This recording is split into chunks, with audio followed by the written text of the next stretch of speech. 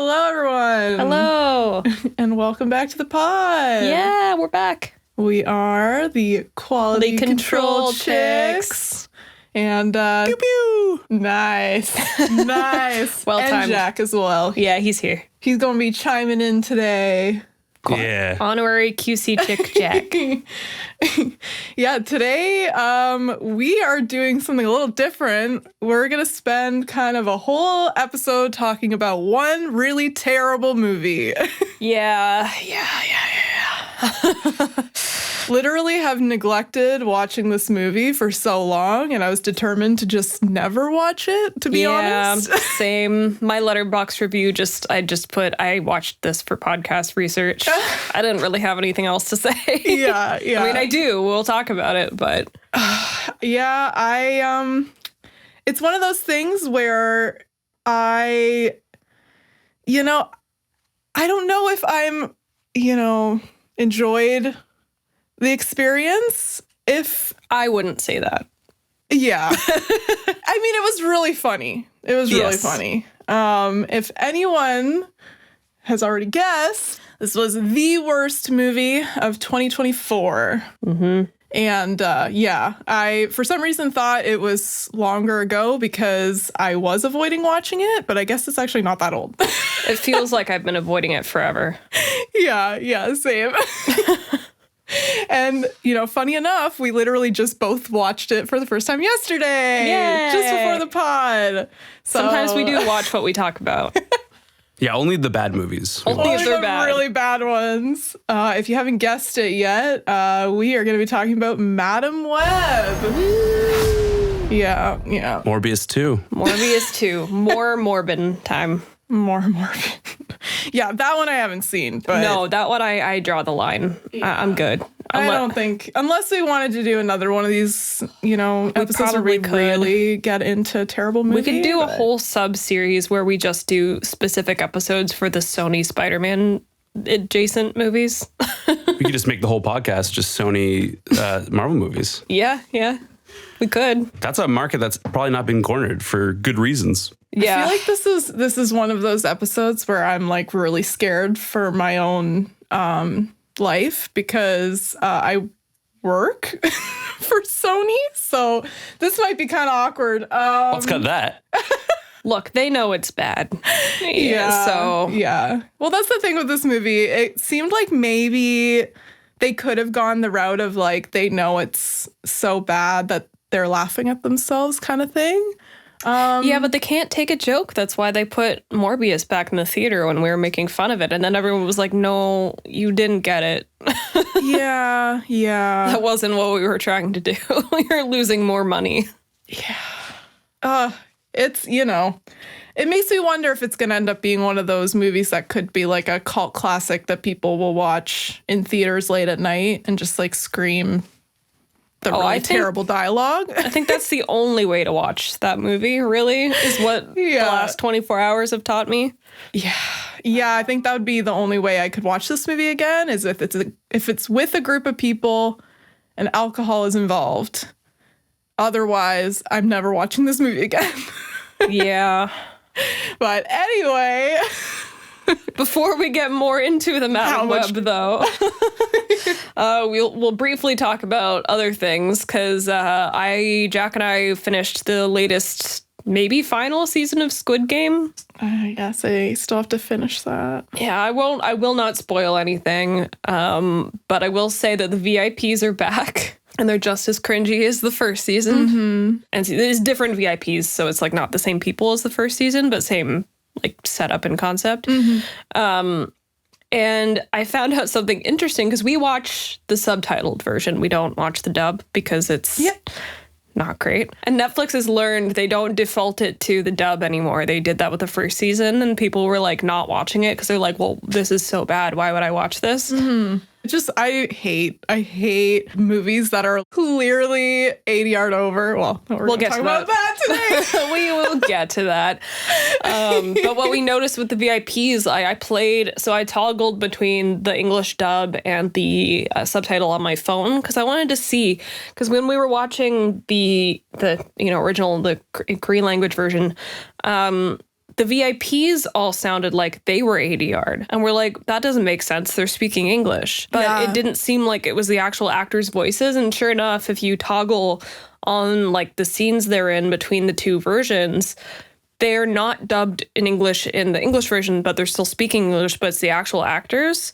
But then when you go to the Korean version, they're dubbed over again, but with like different, like the woman's voice, her natural voice, again, speaking English is like maybe more like mine, like a lower registry. But then in the Korean dubbed English version, she's like, got a higher voice and is talking more like this. And it's like so weird. Like it changes and it's not just her, like all of them were like that. It changed the way that they said lines. And I saw some people online saying that was maybe because they needed to dumb down the English a little bit to make it like easier for people who don't speak English to like I feel understand because it's the Korean version. But like I guess, but like I feel like the VIP people don't really say anything that complex, right? No, what they're saying is plot-driven sentences. So they'll be like, oh, did you see what that person just did? I can't believe they actually did that thing we thought they were going to do. Now it's more interesting. Like, that's the stuff they're saying. But they don't change what the lines are. They just dubbed them over with, like, I'm assuming different people.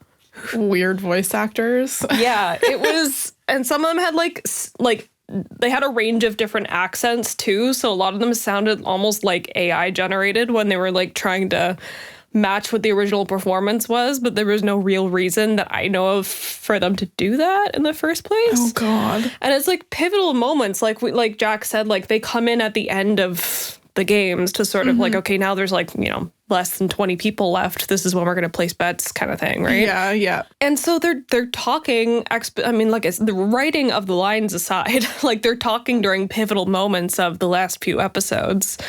And all I could think was like, all right, well, here comes shitty plot exposition, like in a really weird ADR performance for the next like 2 minutes. Like, just get back to the games. I don't want to hear this discussion. Like, I get why they're here. Yeah. I almost wish they didn't talk at all and just were like these ominous like presences that you knew were there.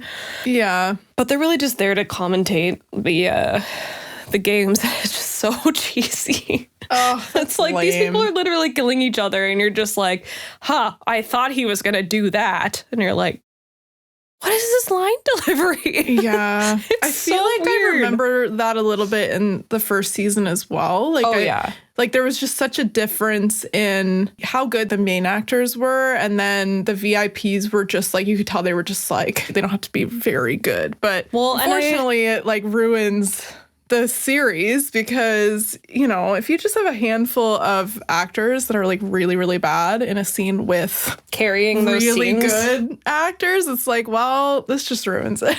Yeah. I mean, so like someone said that some of them had to like yell their lines because the masks were like obstructing their voice a little bit. So that could have been partially why. And then somebody else said that it's possible that their English lines were created with Google Translate. Oh. This is all just speculative stuff that I've seen online. I'm not like confirming or denying anything. I still think it's maybe because they just wanted to make the English more enunciated for people who aren't native speakers. Yeah, I feel like that makes more sense because I feel like it is a Netflix show. And while, you know, it's not like filmed in America, I do know there are probably like people who are producers of the show who are pitching in the money who, you know, it's not, I can see like it being, if it was just kind of a show that wasn't like so big, then it's like things like that are happening because it's like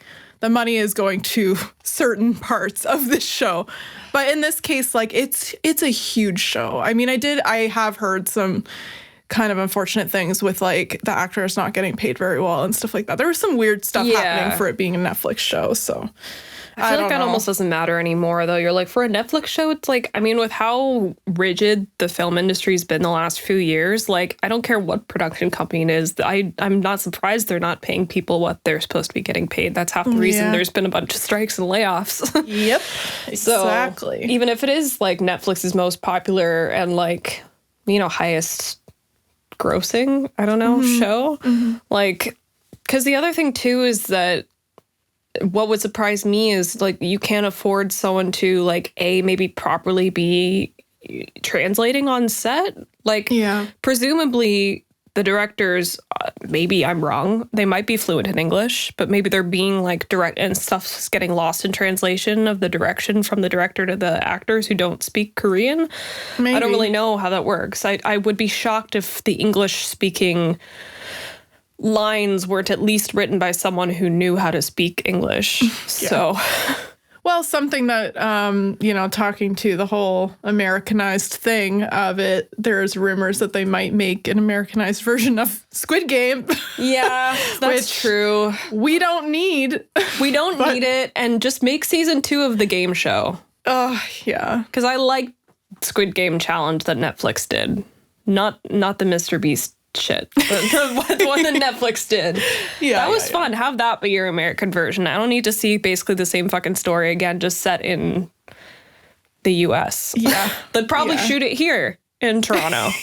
So what's the point? If you haven't watched our last episode or listened to our last episode, and we can talk more about that. Exactly. But yeah, I know. It's dumb that everything gets Americanized. It's like, oh, we have this great, like, show from, Korea or, Thailand or somewhere. And it's like, no, we're going to do an English version of this because nobody asked for it. Yep. But okay. Well, it doesn't even have to be like an English version of something, too. It can just be like, Skins. They tried to do a U.S. version of that British show. Yeah, that's true. And that did not take off or land. They've done like similar vibe of shows since, and I feel like they're doing well now. Like, I guess Euphoria actually maybe would be closer to what Skins is in essence, but trying to do a direct U.S. version of that, I think they filmed 5 episodes, and I think one of them aired. Mm. And then they got canceled because it was so bad. Not just like surprising. Watch the original, Yep. Most of that cast is like incredibly famous now, so just watch the original. Yeah. Well, speaking of movies that are, copying something. Just kidding. No, I was kind of leading into that because for me, Madam Web is like... It's like a Spider-Man movie that was not allowed to be a Spider-Man movie. No, that's 100% what it is, though. Because Sony only has the rights to actual Spider-Man for, like, the animated stuff. Yeah. It's like, oh, we want to do another, we want to do a Spider-Man movie, but, like, with a female-centered character. Oh, but we can't actually reference Spider-Man at all. Hey, Peter Parker is in this movie. He gets born. Yes. He gets born. But he gets born. The funniest part for me was like, what's his name? And it was like an explosion or something. We don't even get Peter. Like, there's not a point where you're like, any of this comes together in this. His name's just like Patrick or something.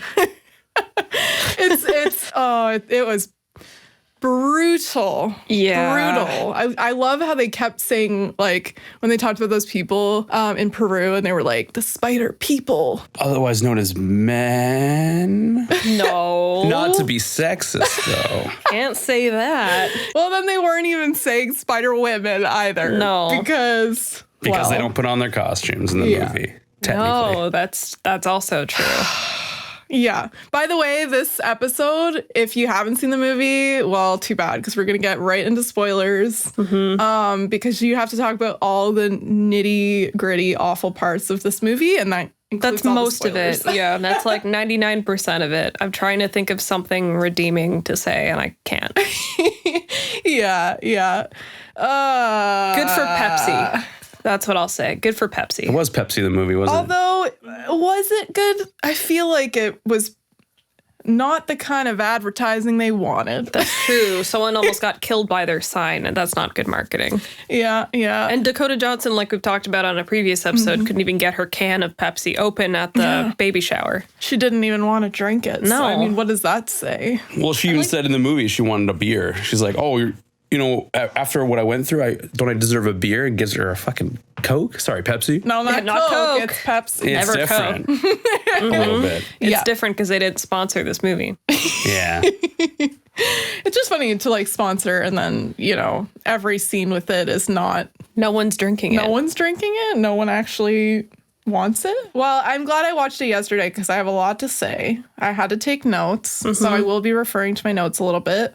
But yeah, from the moment I turned on the movie, I immediately was like, what is this?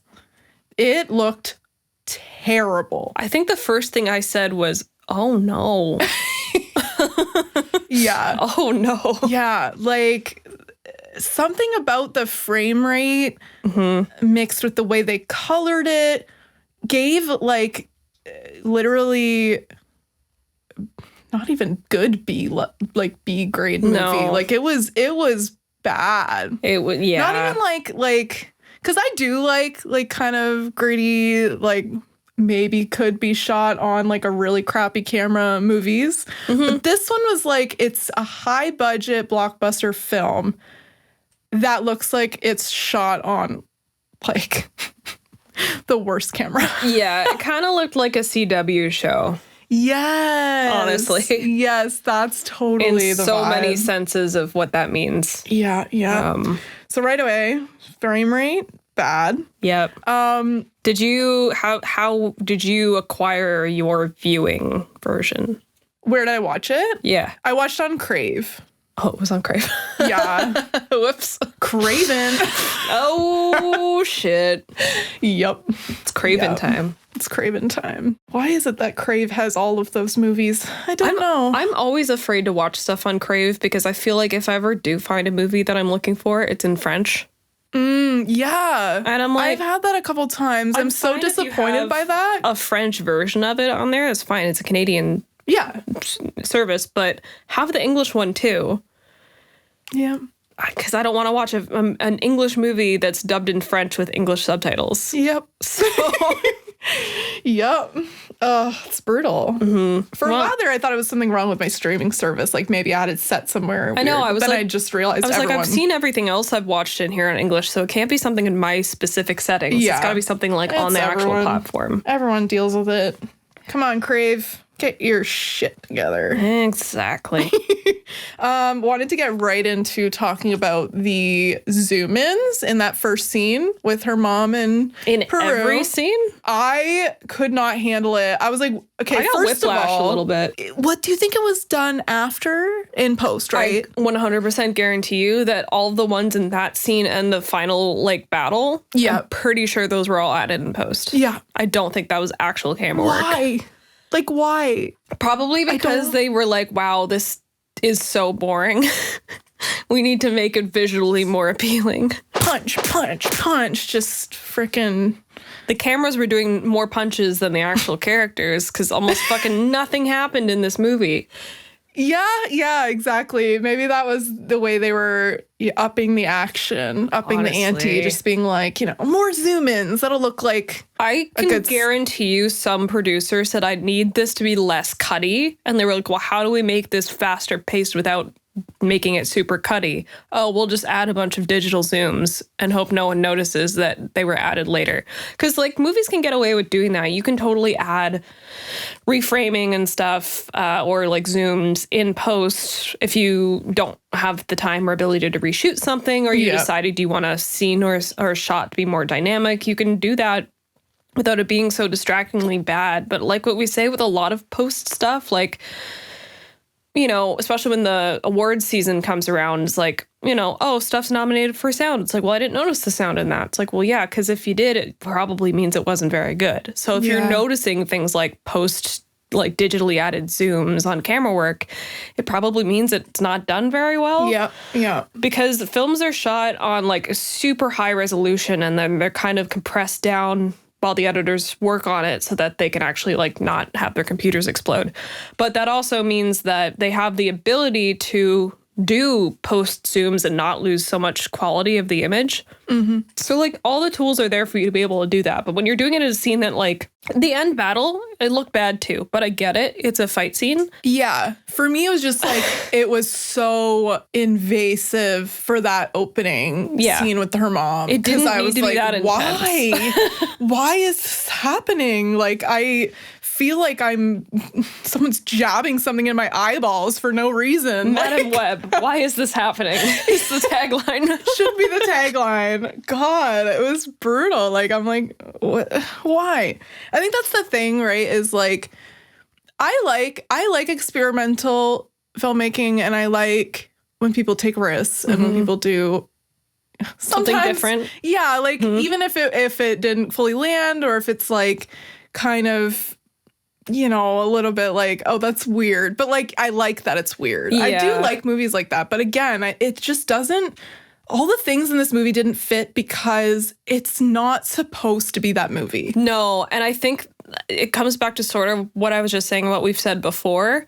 You can tell when a movie comes out and 95% of the final product was because some producers got in there and fucked around with it so much that it was never going to be what it originally was meant to be, because too many people had to have their opinion in there. And like, oh no, we can't do this, or we can't show this. And like, you know, we'll get into the audio aspects of everything, but I heard that there was people, sorry, for people listening, there was tape on my shoe. Anyway, people were theorizing online that a lot of the audio replacement that happened was because they wanted to change the intention of the villain to seem less predatory on young teenagers, and wanted to make it seem more like he was just plagued with these visions of like his future that involves them. And I feel like that feels like a production note that's like, I don't know how you're going to make that change, but figure it out. And you're like, well, that changes the structure of our whole movie. Well, that's the thing. So like I was after, well, kind of even in the middle of watching this movie, you know, I'm kind of getting like, okay, why are we not seeing these three teenagers as super women? And I'm like, so what's going on? Like, why does this feel so like nothing's happening? And then Harrison came in and he goes, well, don't you know, like, why this movie flopped so bad? I'm like, well, why?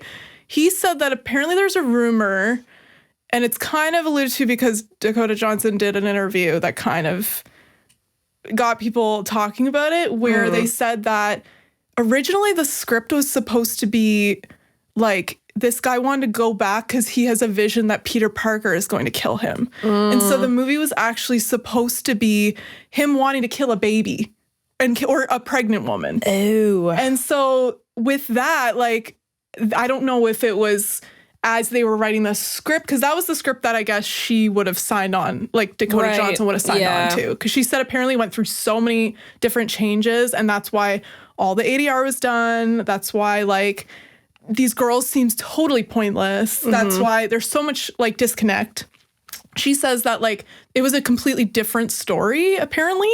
Yeah, I think I've seen that interview. Yeah. And like, so I'm like, okay, like I wonder, did they decide to change it because they were like, oh, like that's a bit too messed up for like someone would want to kill a pregnant woman. Do something different. Sony, all of your Marvel adjacent movies are so... They struggle because they can't be Spider-Man movies. So at least do something a little bit different. Yeah. Like, kill Peter Parker. Kill baby Peter Parker. You know? Lisa just a big quote. Kill Peter Parker. All right. You sound like J. Jonah Jameson. Get me pictures of Spider-Man. Kill Spider-Man. Kill Spider-Man. Yeah. Like, if that was the movie that they wanted to make, maybe it could have been better. It would have been messed up, yeah. But like that's the whole point. Why it would give so much motivation to why she would want to like stop this villain, because it's like she knows this. She knows Ben.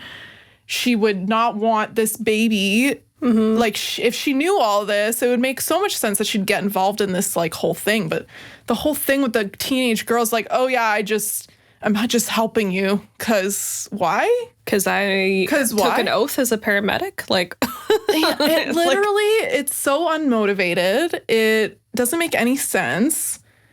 The three girls, like, we could have at least been given like a little bit of them as spider people. No, we saw it in his visions that he's plagued with. His visions? And right as the credits started. Freaking visions that somehow they were able to get like full facial creations of these 3 girls from a guy's dream. It's the CSI enhanced So much sense. if it was Inception. And it doesn't make any fucking sense. You know what? Make that movie. It enhanced this image. Enhance. Put more of that in it. And then maybe it would have been good. Yeah. But yeah, definitely like kind of similar realm with the Scream, like with Scream 3 and the whole rewrites thing, where like if they'd gone with the original idea, like maybe it could have been a better movie. And I don't know. They haven't. She's not allowed to actually speak on the like real subject of it because I'm sure she's got NDAs and shit. But she kind of alluded to this. She can allude to not being happy with the way that the movie ended up being, which I think she's more than done. And even Sydney Sweeney herself has said, like, you know, if anything, working on this movie with Sony for me just opened up other doors for me being able to produce and collaborate on other movies like Anything But You. Basically happened because she was in this. Yeah. So because she got a good working relationship with Sony because of working on this project. Yeah. So it's like, if that's the only nice thing you can say about this movie is it got you the ability to make a different movie, then great. That movie wasn't really great either, but I enjoyed it more than I enjoyed this one. So yeah, I agree. So, and the worst part, as everyone who has seen this film knows, is the villain. Yes. Who is this guy who's trying to kill the 3 girls and possibly Peter Parker as a child. I wish.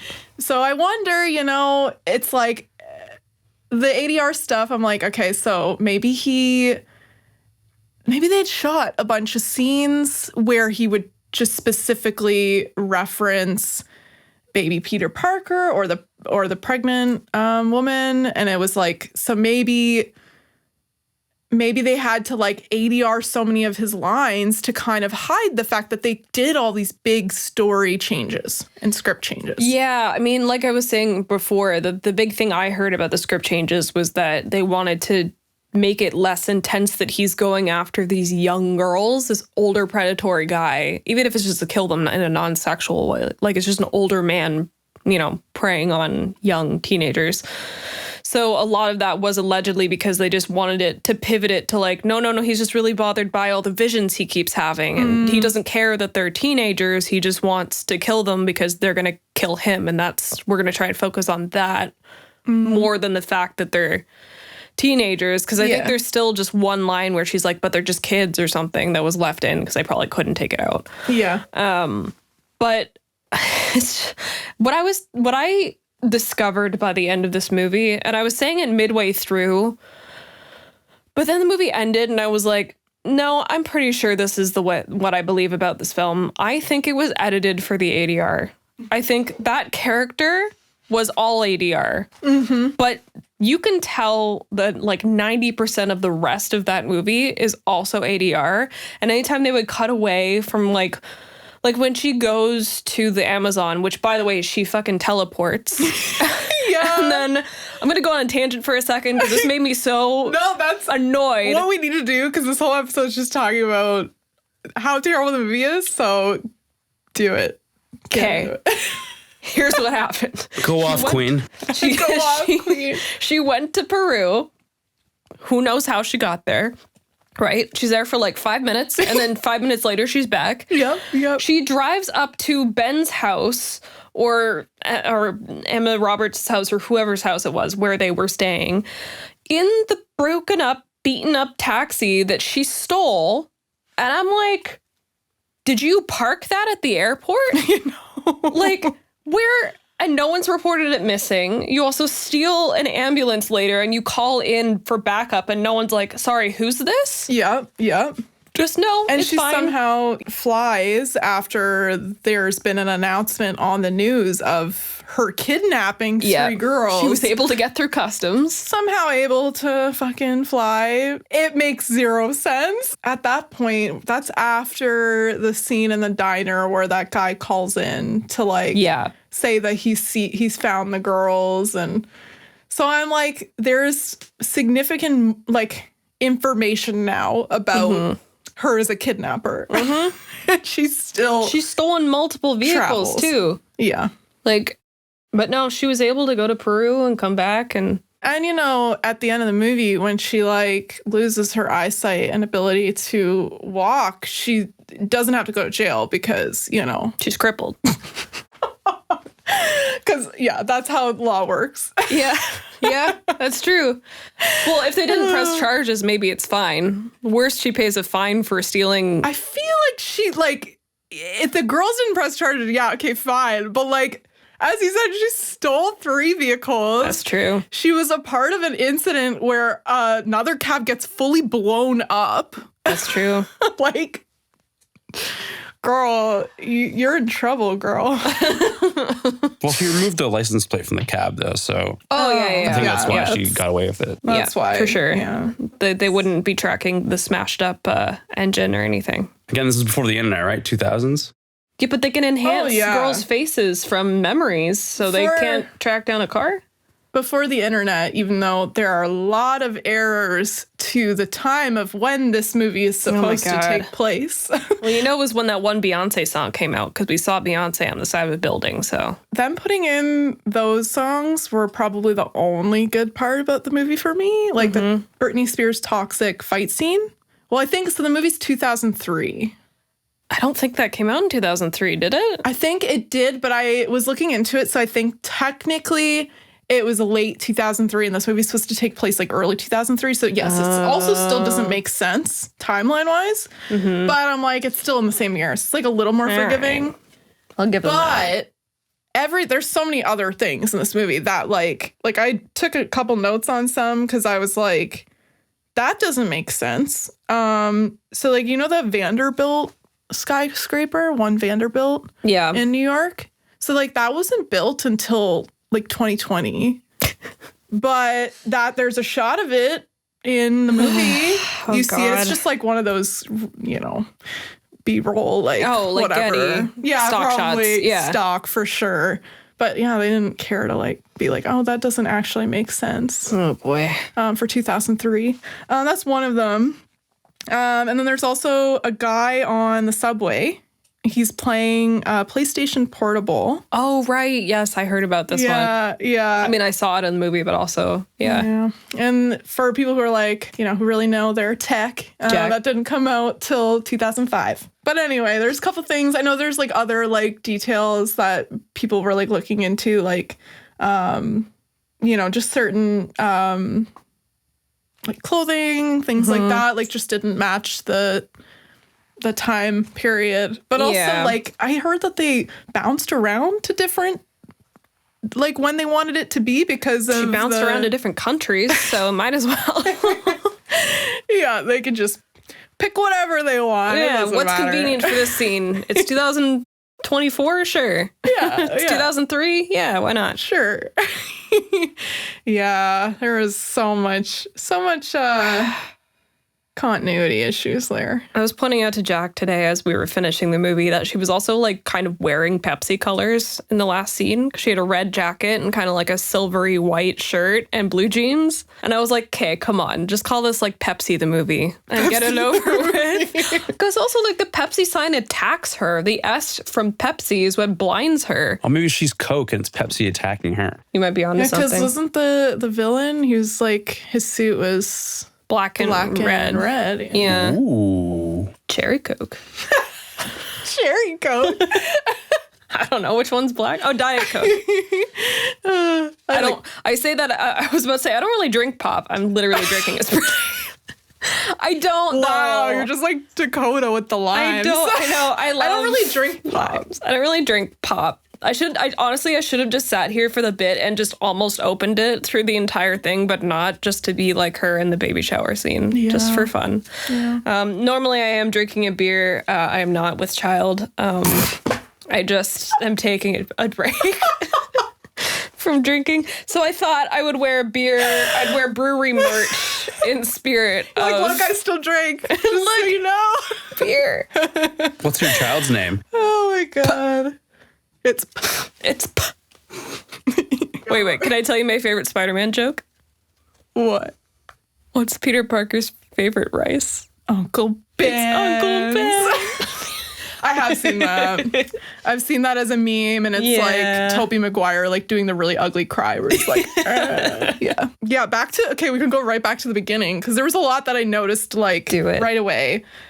Spider people, the way they were running, it just reminded me so much of the Twilight scenes. Oh yeah, when they're like running, when he's like running through the trees or climbing the tree and stuff. It was so weird looking. They definitely cut around a lot of action, to avoid having actual stunt people. Yeah, or just like full CG replacements of actors. Yeah. It was. I feel like my word of the day is brutal. Brutal. It's brutal out here. Poor Jack. He's like, oh, can you say something else? I've literally said it like probably 4 or 5 times. We can have a counter. Oh God, don't make me do extra work. Yeah, for how many times I say brutal. Or we can just replace it with a different word every time. This is great. This is awful. It'll be Jack doing the ADR. And it'll be just as good as the movie. That ADR, yeah. You can be my thesaurus today. Okay. Oh, don't give Jack free reign for that. That's going to go not well. Yeah. This would be the episode Jack could do it because we're talking about how almost the whole movie was ADR'd, so. This movie could have just been all wild lines. I'm picturing them just standing off to the side of the set, just recording random sentences over and over again, and they just cut them in later. Yeah. Although that would have made them at least sound like they were in the same space, which it also didn't. So maybe not. I mean, the ADR, like the mixers, you can't put it on them. It's not their fault. Don't.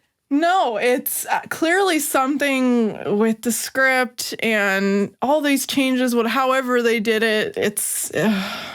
I swear they edited this movie for ADR because anytime there was like a line that sounded like it was re-recorded, unless it was Ezekiel, it was on a shot that the person wasn't on screen, but you could tell it was added later or it was from like a different take because it didn't match the intensity of what had just been said or was about to be said. Or they would cut to a wide shot where you couldn't really see how their mouths were moving. Yeah. But it would still sound like the proximity of the dialogue wouldn't sound like they were any further away. So maybe that is the mixing, but it also just felt like it was not there in the first place. So I stand by what I said. This movie was cut for ADR and nothing else. Yeah. Should we, I know it's kind of late now, but should we describe what ADR is? Oh, yeah. Let's hear it from you, Jack. You explain. Well, first I want to ask you guys, what does ADR stand for? No, don't do that. There's like 5 different things that are correct. Yeah, I want to know what you guys think it is. Because, there's like Isn't multiple. It just something dialogue replacement? It's automated dialogue replacement or additional dialogue recording. Yeah, exactly. Yeah. Which kind of describes what it is, but yeah, I guess we've kind of explained it in a roundabout way, but yeah, I guess ADR is when you replace the actor's original voice line or you add in new dialogue when you go into a studio like you guys are in and you record lines and the mixer has to go in and sync it up with the voice or sync it up with their lip flaps. Yeah. And I know that's what it's called. They call it lip flaps. I know it's disgusting, but I know. And they have to kind of mix the ADR, the dialogue, to make it sound like it was on set, usually adding reverb or making it sound dirty and noisy to kind of closely resemble the on location dialogue. Yeah. And so if you ever notice that dialogue sounds strange in a movie like Madame Web, it's probably because it wasn't recorded on set. Yeah, because you record it in the studio, and there's only so much you can do. To make it match with the like I've seen people, like I've watched sequences where they'll have the actor in, and they get to also watch the performance so that they're trying to match it. That's typically how it's recorded. I feel like. We usually I've done like hundreds of ADR sessions and humble brag. I mean, I don't particularly enjoy doing it. It can be pretty brutal sessions sometimes, especially if the actor isn't very good at kind of lip syncing to their own dialogue. It's gotta be to the time of the lip moving, and like it is hard to kind of recreate that perfect like alignment. Well, and that's a lot of the time, to sort of tie it in with Squid Game a little bit too. That's a little bit of why dubbed versions of things are so jarring, because they're not only trying to match the performance that the original actor who was speaking the other language was originally performing, because it's not even that same actor. It's probably someone completely different, who I don't even know the audition process for something like a dubbing job. But, you know, you want to get someone who's close enough to the intensity or the personification as the original person. Yeah. But you're not trying to match the lip flaps, you're trying to match the timing and cadence of the essence of the original delivery. So a lot of the time, that's why people find dubbing so jarring, is because like it might not match performance-wise, but they've recorded it in a way that the line is fitting within the timing of the original speech, which is hard to do when other languages condense or expand how they say things. Yeah. Like, prime example of that is French. Like, they unnecessarily take like 5 words to explain like one thing. Yeah. So it doesn't directly translate, but someone who's having to read translated lines over top of that and match it up, it's going to be like pretty difficult. Yeah. So something like ADR is just performance they're matching or changing. That's so funny. So originally when we did this breakdown, it was Madam Web and a bunch of other ADR examples. We decided, because this movie was so deserving of its own episode that was heavily on the ADR, but also describing everything else that you could point out with this movie. Some of the other examples we'll talk about in another episode are sort of also just like clean versions, like made for TV versions of stuff, and how that dubbing is done and why that's needed. Back to what we're supposed to be talking about.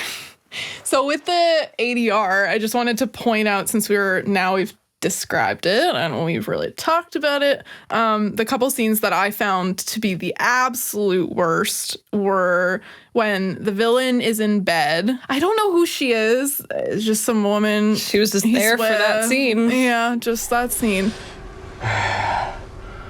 Bad dream? It's not a dream. I'm gonna be murdered one day. Oh, wow, that's a buzzkill. Here's the thing. I'm like, I know that they did things because of the script, but I also wonder if the actor might have struggled a bit, because they really like just didn't ever show him. That one was really funny because they showed this girl who like isn't even really the main actor. Like, he's the main actor. This is the first time you're kind of getting this like glimpse of the villain in the present day. Yeah. And you don't really see his face speaking at all. No. Like, it's always her face or the back of his head. They cut around it so much. That's like, what I mean by this movie was cut for ADR. Yeah. It was really cut so that they could remove and replace half of what people were saying. Yeah, yeah. And then the other like really, really bad scene was after the car crash that happens with the ambulance. He's talking with the girl who's like trying to track down The tech whiz. Yeah. She's actually, I love that actress. She's in the show Girls. Yeah, I've never seen her. Girls, but I know she's in that. Yeah, I feel so bad for her. Hope that she had more of a range of a character in that show, because in this she was just like, oh, yeah. I'm looking for it. Yep, got it. Let me check. Enhance. And Yeah. it's just like, you are just speaking very carefully so that you don't have to come in and do ADR. So, yeah. I feel so bad for her. She's a really good actress, and I love her in Girls. I hope she gets more roles after this, because she is really good. Anyway, I just wanted to say, in that scene, he like, oh, I think I messed up my lipstick. In that scene, as he's like talking to her, like they just keep like everything he says, because it's a lot of info dump. yeah. Like, he's really talking about like these dreams he's having and how they need to track down these girls, and then somehow magically they have their faces from his dreams almost perfectly, as if they're real images, which makes total sense. It does. Yep. And as he's like talking to her and all this and giving all this information, you never see his face. Nope. Ever. It's always like her just kind of like looking, or they're showing the screens.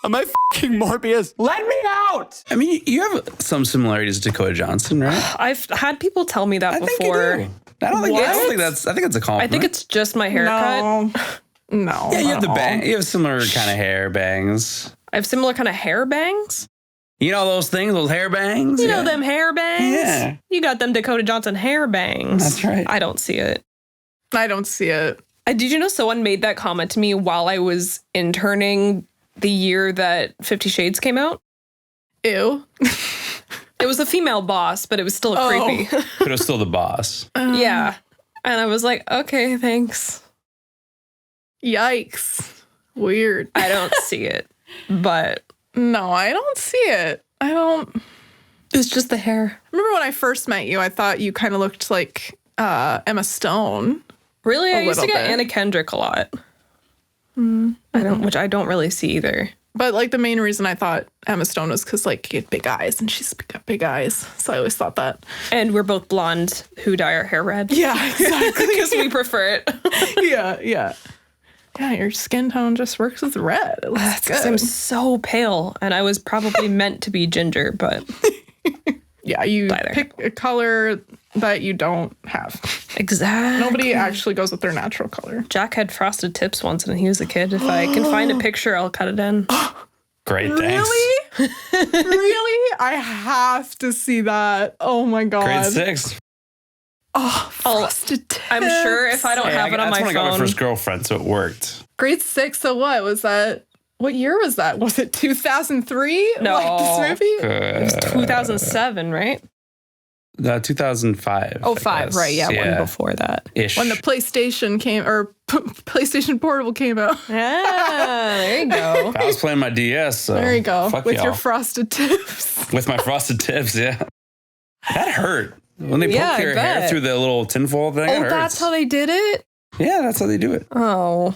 You put the tinfoil and then they stick it through. Tinfoil? That's some ratchet shit. It was first choice. That is not how you do it. It was They have first choice. caps. Yeah, that sounds like Plastic that's how caps. First Choice would do that. Yeah, that's ratchet.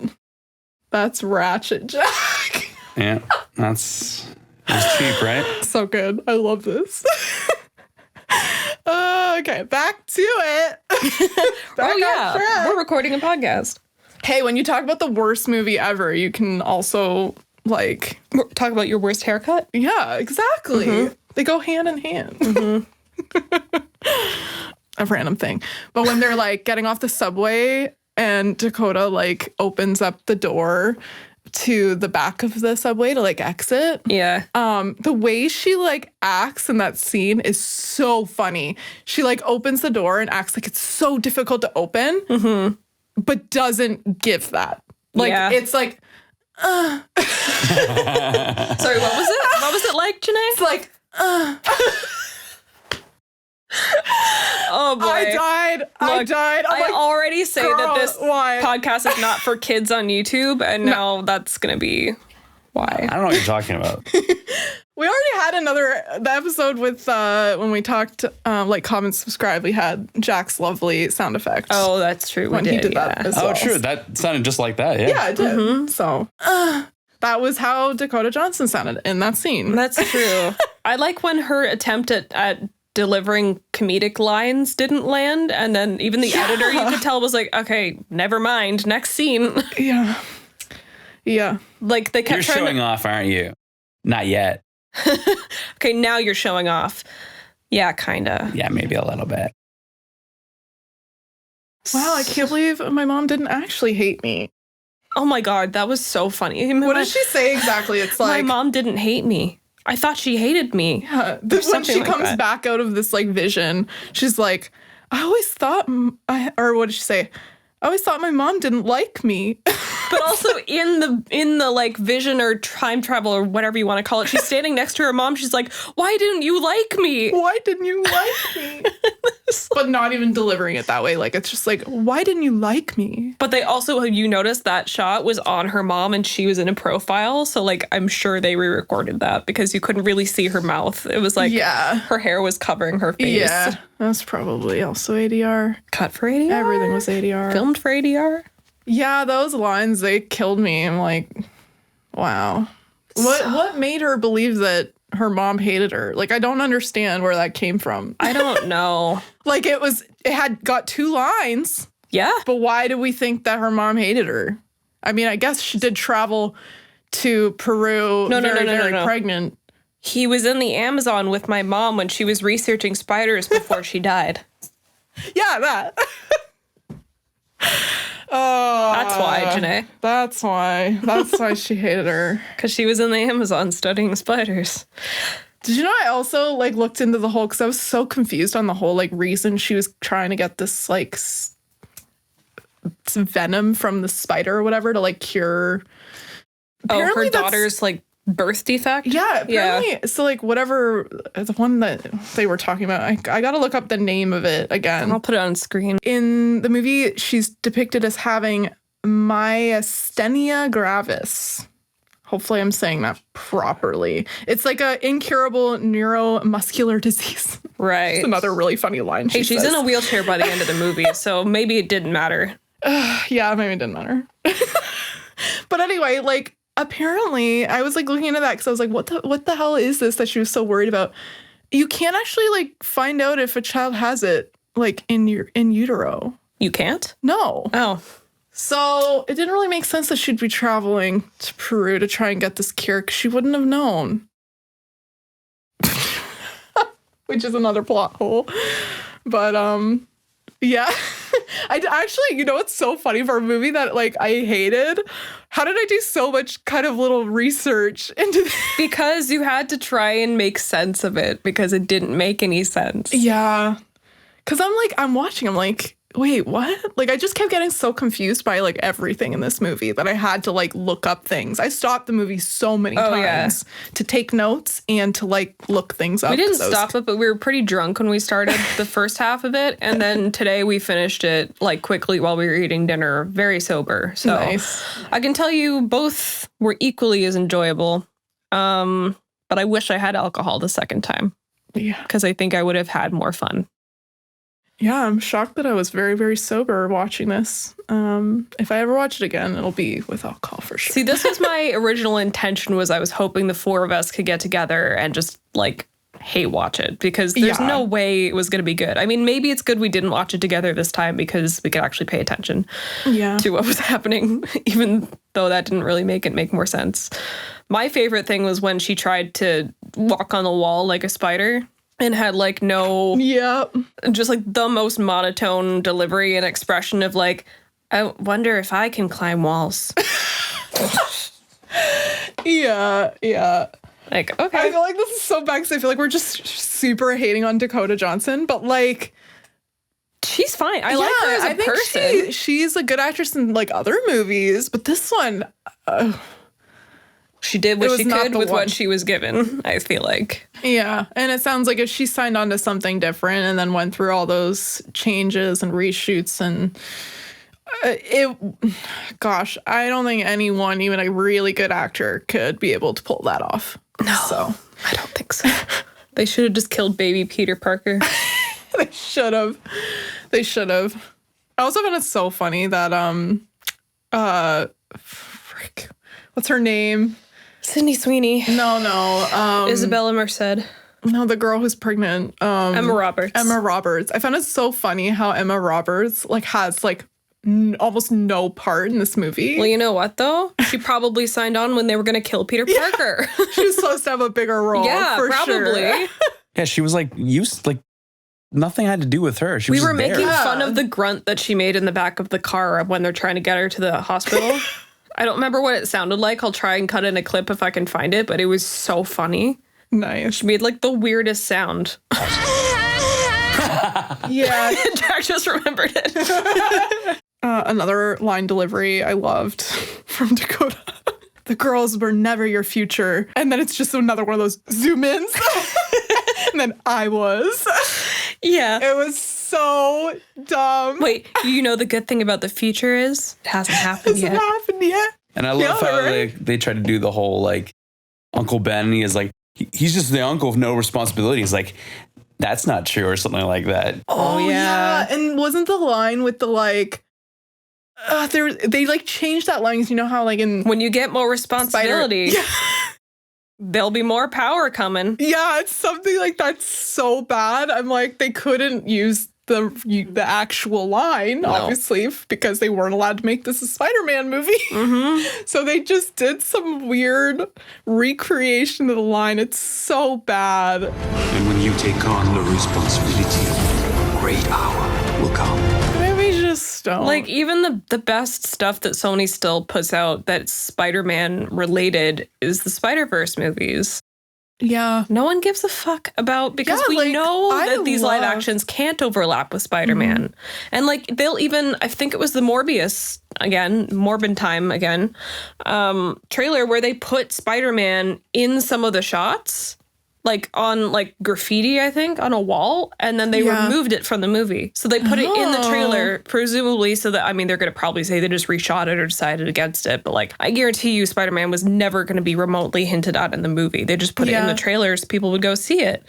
Because otherwise, the only overlap with the like Marvel Spider-Man stuff is the villains that they're allowed to have in end credit scenes. But yeah, did it make sense Michael Keaton was at the end of Morbius? No, but he was there. Yeah. Just to be a little nod to like, we could bring him in, but we can't. But we could, but we can't. Man, it is so interesting, though, that these movies were such a flop when you just reminded me that, the Into the Spider-Verse movies are Sony, and they're so good. Yeah. Like, so good. They're probably in, like, the top movies for me. So what, like, it's so weird. I wonder if it's just a different division of, like, you know, animation versus that's versus probably a big action. part of it, because they can do a lot more with the animated licensing of Spider-Man versus, like, Spider-Man villains that can't be connected to Spider-Man. It's like, well, okay, cool. Why do I care? Like, I know Venom is a big one, and that was probably, if anything, their safest bet was Venom. And that's probably why they made 3 of those, and only presumably 1 of Morbius, 1 Madam Web, 1 Kraven. I doubt they're making more of them, right? They might make another one with like a different villain, but it's not, you can't really have these other villains without Spider-Man, because why do we care? The only reason we care about them in the comics is to see how Spider-Man's going to defeat them, or how he's going to like face his next obstacle, or what would he do if they teamed up? Like, they were supposed to do a whole Sinister Six thing, and then the Sony Marvel stuff kept like intertwining and then changing, and they were allowed to do certain things and then not. And it's just like, okay, but if you can't give us any of that, then just stop, because you're making garbage that costs way too much money, and no one wants to see it except to make fun of it. So what? Except because we had to for a podcast to make fun of it. Like, I'm not watching Kraven or Morbius. I'm so sorry. I'm not going to do that to myself. I have a little bit of self-respect, but I may watch Kraven just out of curiosity. Jokes. Well, because like my sister was telling me a bit about it, and so I was kind of like interested in how dumb it was as well. We don't always have time to watch all the stuff that we talk about, but when we're going to dedicate an episode in its entirety to something, to be able to dissect it properly, kind of should put ourselves through that. So we did. We did it for you 5 people who listen. And my dad. Stop. It's true. That's okay. It's okay. The people who care, they care. We care. We like recording. But the next shitty movie that maybe we talk about, we don't watch, or we just don't do it. Yeah. If people want to listen to us critique all the Marvel adjacent Sony Spider-Man-esque movies. Oh, don't put me through that again. Let us know. Otherwise, we're going to avoid it like the plague. I guess the only good thing about that, though, is they're not doing any more of those live action Spider-Man villain movies. Oh, they're not? No. They were going to do another one that was untitled, but I think after Kraven, they were just like, nah, maybe we stop. They finally got the hint? Yeah, I think it took them, 7 movies, but they got the hint. Was it 7? There were 3 Venom, 1 Madam Web, 1 Morbius, 1 Kraven. I guess no, that's 6. Yeah, it was I guess 6. This would have been the 7. Yeah, then the one that they were developing. Yeah. Yeah. Oh God. Well, because it's interesting too, because isn't this one technically the only one that's not or is Madame Web a villain in the comics? Yeah, she's like a weird, like, yeah, she is technically a villain, yeah. But she's such like an unknown character. It's such a weird decision to make. Like, why not make a Rhino movie, you know? Well, Rhino's in Craven. Oh, that's right. He is. Yeah. So you guys are far surpassing my knowledge on this shit. I have no idea what you're talking about at all.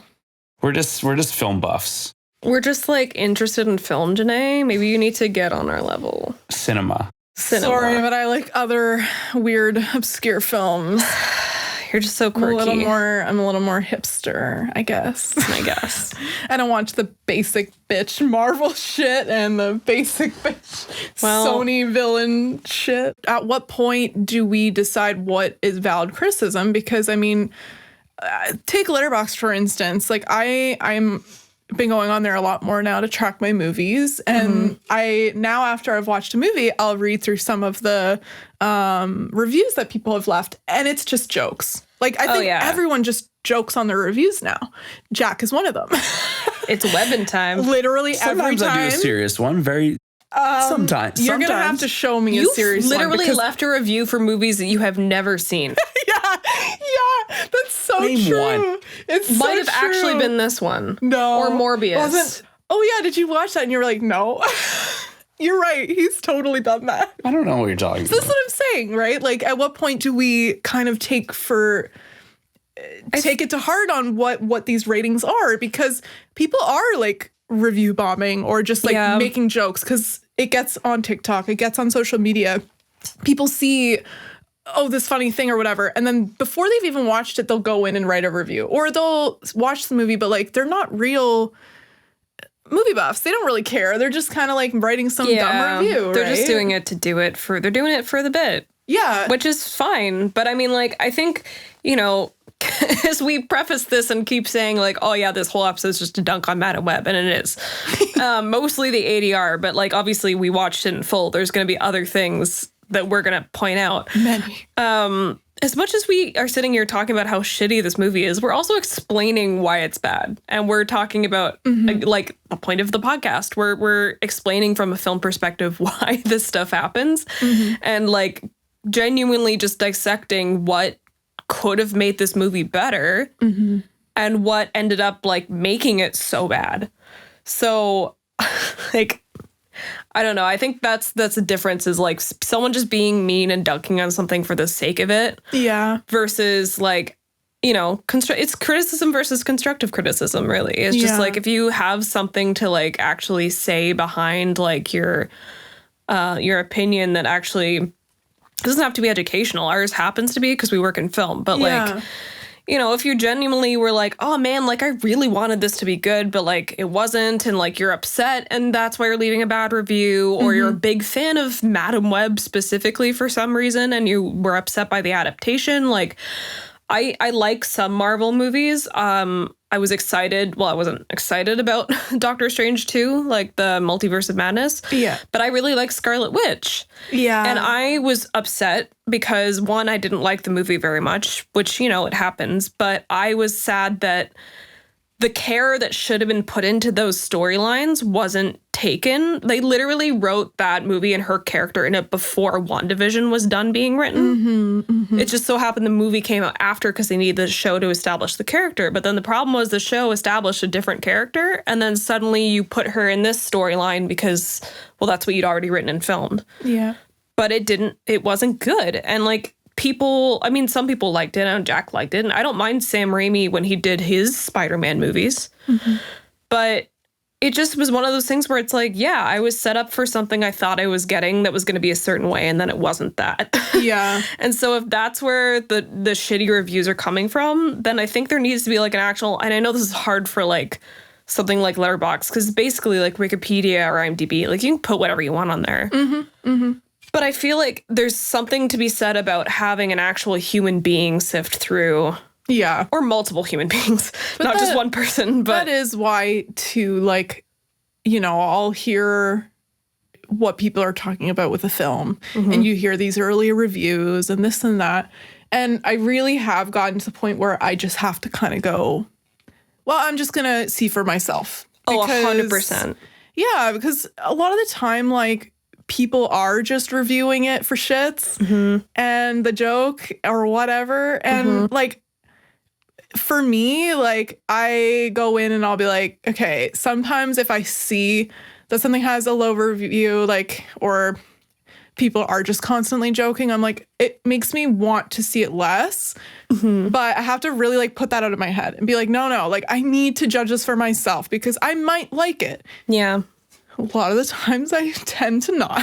Look, you know what, though? But I could say that about, like, Jack and I just saw Megan, the second one. Oh, yeah. Before the advanced screening. And you know what? It's so funny to me, all the reviews I'm seeing and I get the reviews. I do. I understand the criticism of the film. I did genuinely have a fun time. It was a fun screening. It was a fun movie.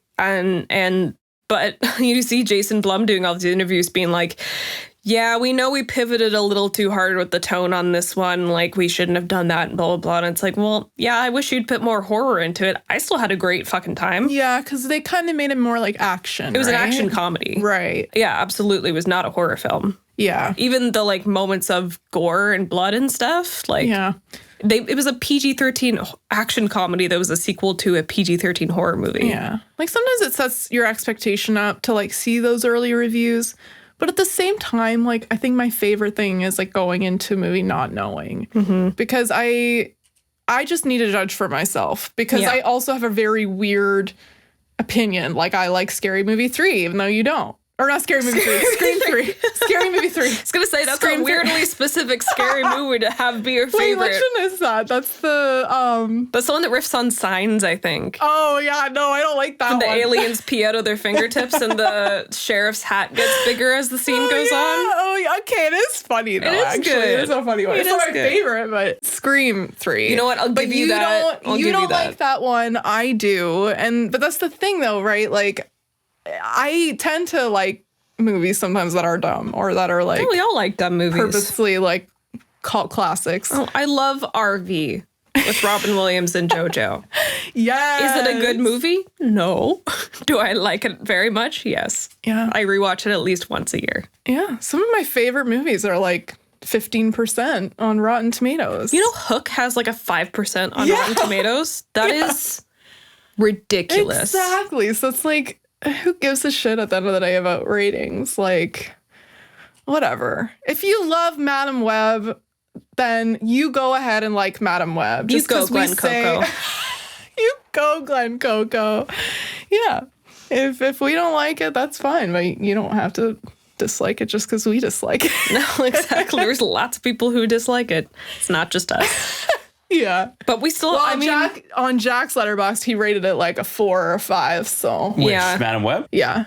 5, yeah. Yeah, so I mean, it was exactly what it should be. No. So there you go. It's just exactly what it was. Brutal. Yep. There was only one more thing that I put in my notes, which was just kind of funny because it was Harrison chimed in on the end when I was finishing the movie because I sat there when the credits were rolling and went, what the fuck did I just watch? And he goes, well, yeah, but they're playing a fun, jumping song, so you think you had a good time. It's true. That's how you got to end a movie. Just make sure you got a really good song to end it. Yeah, I wish there was like a dance number at the end. That would be kind of fun. Oh my God, can you imagine like at the end of the Scooby-Doo movie where they're just all dancing? I think that would have made it actually a pretty good movie. Did either of us, and I know we didn't, so did you watch the end to see if there was a post-credit? Because I did not. I checked. Oh, no, I didn't. You checked? Yeah, I checked the end. There wasn't one. Okay, yeah. No, it's not a true Sony Marvel movie without an end credit. I don't think they had enough footage for one. At that point, they were like, just fucking roll the credits, man. I literally have a theory that every frame of footage that they actually did have the girls dressed in their spider suits, they managed to cut it in the movie, and that's all that we saw of them. Like, because there's flashes of it right at the end, and then there's some that just were only in the credits of when the actress's name came up. And I think it's just because they were just try and get all of it in the movie. I feel like they look pretty cool. Like their suits look cool. I wish that was actually part of the movie. Well, that's what I mean, right? Like it's so funny to me that they start the movie with this look how cool this is going to be as a Spider-Woman movie that's not supposed to be Spider-Woman, and then you never see them in the costume again until the very end. The very end. That's why when the credits rolled, I was like, wait, am I being pranked right now? Where's Ashton Kutcher? Yeah, where's Ashton Kutcher? Is he hiding behind the couch? I thought I was being pranked. I'm like, this can't be the actual end of the movie. Because I went into it not knowing anything. Harrison had watched it, he knew, but I didn't know that the movie you don't get to see these girls, because from the trailer and from my knowledge of the movie, just from hearing about it, was that it's about these 3 teenagers who are Spider-Women. I thought everyone talked about that. And so I was so let down, so disappointed by being like, but wait, that's it? Even in the poster of the movie, they have their costume alter egos. Yeah. Marketing, man. Yeah, the marketing, it's actually false advertising. It is. If there's a log line for this movie, it's literally, it's giving nothing. It's giving nothing, drink Pepsi. Yes, there it is. It's brutally giving nothing. Brutally drink giving nothing. There it is. That's it. I feel like mic drop, that's how you gotta end that. I think for this one, we should just honestly just say what our rating of the movie is on Letterboxd. I gave it a 1, and I said I watched it because I had to. I was very tempted to give it a half. Oh, just not straight even up just a half. Yeah. Yeah. Because you can do that. You can do that. I'm still thinking about it. Why did I give it a full star is now what I'm asking myself. Yeah, what deserved the full star? I'm not sure if I might change it to a half star. There's actually nothing redeeming about the movie. You know what? The ADR and how bad it was made me laugh. So that's why it gets a 1 star. Okay. Because it kept me wanting to see how they were going to do it badly in the next scene. So I kept wanting to watch it for that, I guess. Okay, that's fair. I feel like that is something that a movie can give. Sure. It's not positive. Yeah. But it's not the intention of the movie. I don't think so. But it gave you a laugh, and that's entertainment, which is why we watch movies. So I guess that's something. Yep.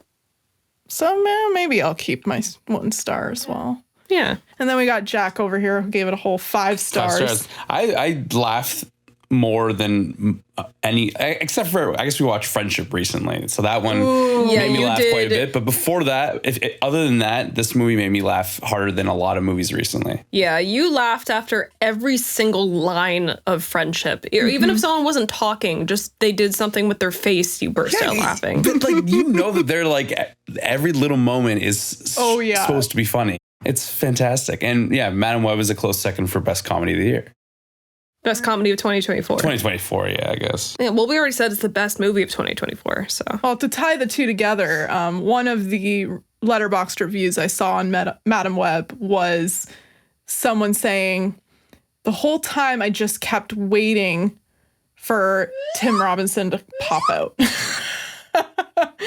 It should have been. Yeah. I don't do shit. Yeah. I'm like, well, there you go. There was no Jimp in this. No Jimp.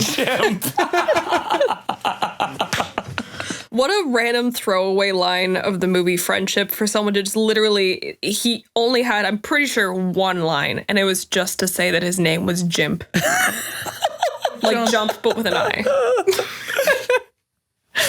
Oh, it's so good. The comedy in, literally all of his sketch comedy, and then in that movie was just chef's kiss. It was so good. I really do. Jack, maybe you can do an edit of Tim Robinson being cut into Madam Web, and I don't have to make a cursed Photoshop. This time you can just do a cursed edit. Yeah, it's just like him at the very... Oh, wait, never mind. I was going to spoil... Which, really Madam Web? We kind of already did. No, spoil Friendship? Oh. Never mind. We got to watch Friendship all together. We have to. Can we do a double feature? With what? Madam Web. No. No. No, we're not watching this again. Fine, Morbius. Okay, maybe. Am I Morbius? Yeah, maybe. Until then. It's Morbin time. It's Webbin time. Oh, I love that part where they're all like dancing on the table. It's like, come on up here. Oh, okay. This is my favorite song. I swear that moment it. was just to get people to go to the theater. Oh, 100%. It's like, this may not have been the movie you wanted, but Sydney Sweeney is dancing on a table. You know you want to see that. Oh, yeah. To Britney Spears. Mm-hmm. Mm-hmm. Yeah, you'll pay $20 ticket just to see that, right? Even if it's once, it's still $20 we got out of you. Yeah, poor girl. Yeah, she's fine. Yeah, I do like her in movies. I feel like she's okay. I don't think I've ever really seen her in anything that I've been like, wow, she's great. I just watched her in the Echo Valley movie. Oh, I haven't seen that. Watched it at my mom's place. The movie itself isn't that great, but she was like terrifying in it. Okay, like she was awful. Not awful in like a bad acting. Like she was awful as in like her character was like, oh God, you're like scary and okay. I don't want to like say too much, but she just I thought she was super boring and immaculate, and I didn't I didn't like her comedic timing in anyone but you. I might have said anything but you earlier when I mentioned it. I did not. I Everything everywhere all at once but you? With a capybara? Someone online said that he looked like if a capybara was trying to be a human, and then somehow that got back to him, and now he makes references to it in like interviews and stuff, and it's really funny. I love meme culture. Funny. This movie was made because of meme culture. It's true. That's what keeps the Sony Marvel movies going. It's meme culture. That's what kept it going this whole time. Honestly. That was the true venom to this whole story. It was pretty good. I think we're going to end the podcast there. No, please don't. Please don't. That was the true venom to this story. You can do anything. Have you ever had a dream that you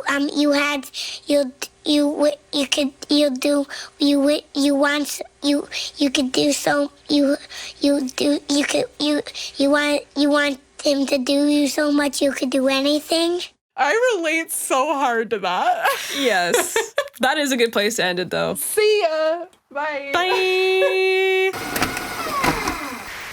Quality Control Chicks podcast is produced and co-hosted by Lisa Cumming and Janae Perez. Audio mix and master by Jack Rudy. You can follow us on Instagram at Quality Control Chicks Pod for BTS, bonus content, and clips. You can give us a watch or listen on Spotify or Apple Podcasts or anywhere you listen to your favorite shows.